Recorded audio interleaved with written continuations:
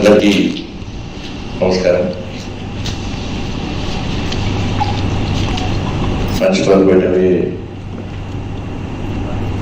Shri Sandeep Prakash ji, principal chief commissioner, Shrimati Sangeeta ji, principal commissioner, सभी अधिकारीगण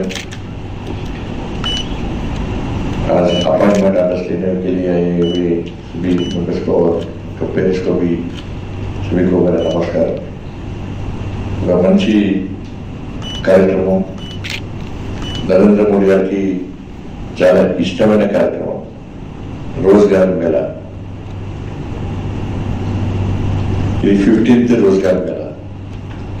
14 రోజ్గార్ మేళా కార్యక్రమాలను కూడా పూర్తి స్థాయిలో విజయవంతం చేసుకున్నాం. ఇప్పటి వరకు 9,25,000 జాబ్స్ మనం క్రియేట్ చేసి మనం అపాయింట్మెంట్ ఆర్డర్స్ కూడా ఇవ్వడం జరిగింది. 9,25,000. ఈరోజు 51,000 అపాయింట్మెంట్ ఆర్డర్స్ దేశవ్యాప్తంగా ఇస్తున్నాం.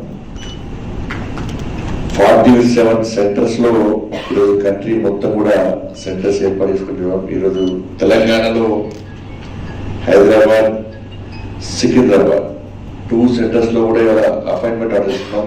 మన సెంటర్లో ఈ సెంటర్లో నా చేతుల మీదుగా 700 మెంబర్స్ కు అపాయింట్మెంట్ ఆర్డర్స్ ఇవ్వడం నిజంగా చాలా గర్వంగా ఉంది, చాలా సంతోషంగా ఉంది.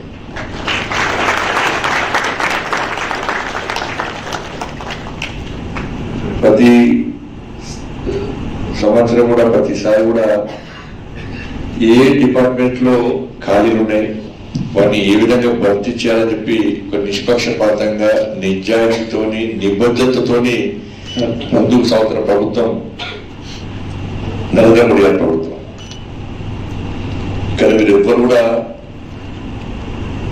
పైరవి చేయలేవారు కూడా, ఎవరికి డబ్బులు ఇవ్వలేవారు కూడా, ఎవరిని కలవలేవు కూడా.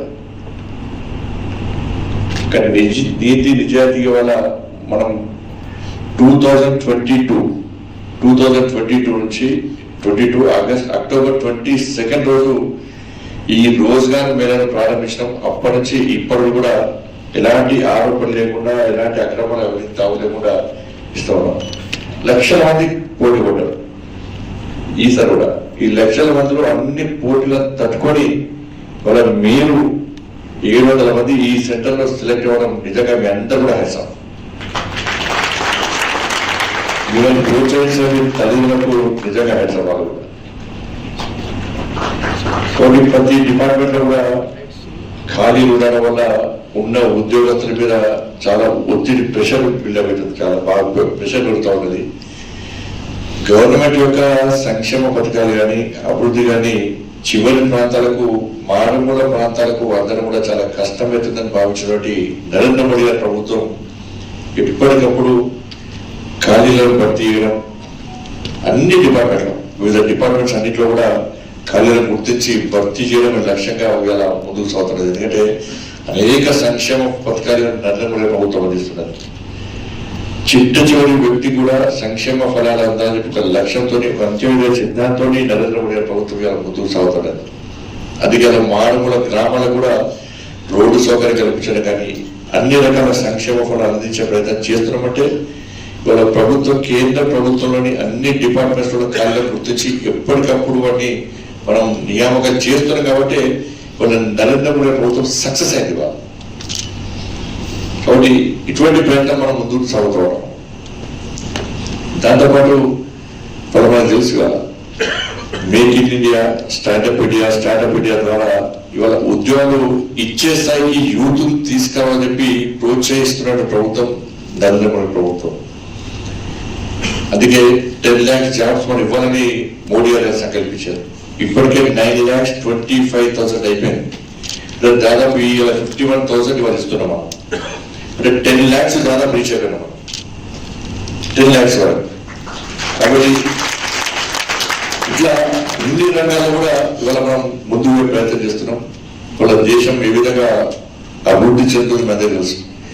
వాళ్ళ కరోనా సమయంలో చైనా, అమెరికా లాంటి దేశాలు కూడా అన్ని రంగాల్లో నిర్విరామం అవుతున్న స్థితిలో ఆత్మనిర్భర్ ప్యాకేజ్ ఇచ్చి ఇవాళ 11వ స్థానం ఆర్థిక ప్రగతిలో 7th ప్లేస్ ఉన్నటువంటి ఈ భారత్ ను ఇలా 5th ప్లేస్ తీసుకొచ్చింది నరేంద్ర మోడీ గారి ప్రభుత్వం. ఇంకా 2 years లో 3rd ప్లేస్ తీసుకొస్తాం.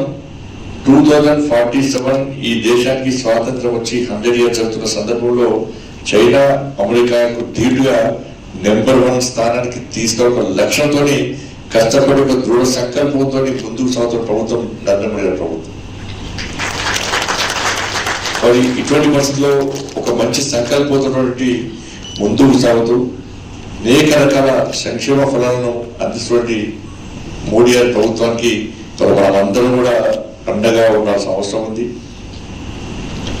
ఇవాళ అనేక రకాలు ఇక్కడ అవినీతికి తావు లేకుండా, ఇక్కడ అక్రమాలకు ఆస్కారం లేకుండా ఒక నిజాంతో పనిచేస్తున్న ప్రభుత్వం నడువు. ఇంతవరకు ఏ విషయంలో కూడా ఎక్కడ కనీసం అవినీతి జరిగిన దాగలేదు.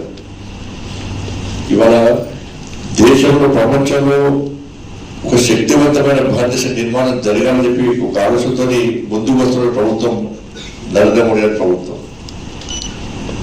కాబట్టి వికసిత భారత్ లక్ష్యమే ఒక సంకల్పం తీసుకొని ముందుకు సాగుతున్న ప్రభుత్వం నరేంద్ర మోడీ ప్రభుత్వం. కాబట్టి ఇటువంటి పరిస్థితుల్లో మనందరం కూడా మోడీ గారి ప్రభుత్వానికి అండగా వస్తుంది. మీరు కష్టపడి అలా ఉద్యోగం సాధించేది. ఇలా ఉద్యోగం కేవలము ఎవ్రీ మంత్ శాలరీ వస్తుంది, నా కుటుంబ పోషణ కోసం అనే కాకుండా ఈ జాతికి ఏ విధంగా ఉపయోగపడతాం, ఈ దేశానికి ఏ విధంగా ఉపయోగపడతాం, మారుతున్న టెక్నాలజీని గుర్తించి ఉద్యోగంలో ఉన్నటువంటి మార్పులను గుర్తించి దానికి అనుగుణంగా మీరు ముందుకు సాగితే తప్పకుండా ఉద్యోగం సాగించడం లక్ష్యంగా నెరవేర్చిన అవకాశం ఉంటుంది తప్ప కేవలం నా కుటుంబం. అందరికీ నమస్కారం.